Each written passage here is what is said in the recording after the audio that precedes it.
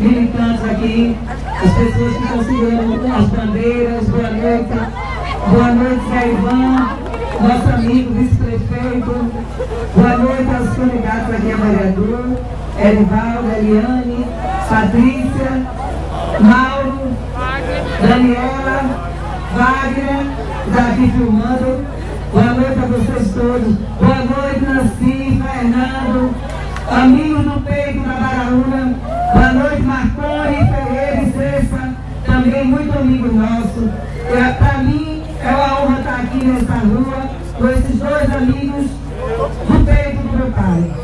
Para mim é uma honra estar nesse bairro. Quero cumprimentar todos os moradores.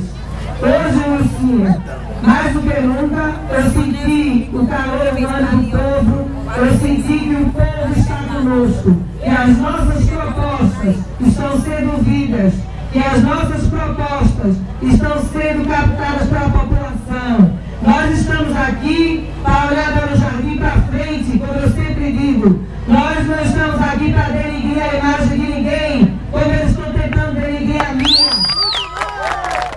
Nós não estamos aqui com a intenção de olhar para o passado, porque quem passou e não fez, como é que vai fazer agora no futuro?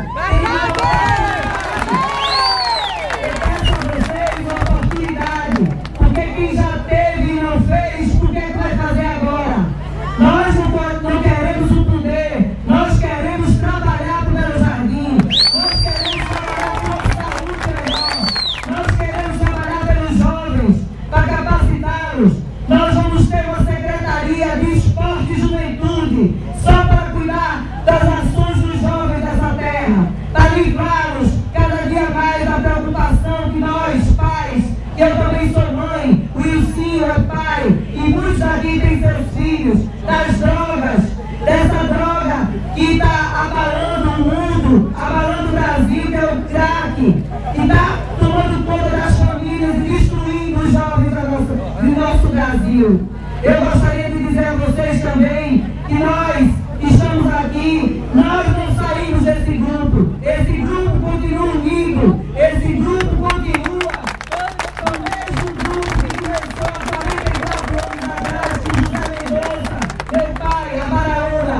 Quem saiu foi pouca gente, aqui ficou os nossos amigos, aqui estão os nossos correligionários. Eu tenho certeza que ao longo dessa caminhada que vai se virar no dia 7 com a eleição, nós vamos poder chegar em todas as casas, as pessoas vão poder entender a nossa mensagem, vão poder entender que a nossa mensagem é uma mensagem de amor para o jardim.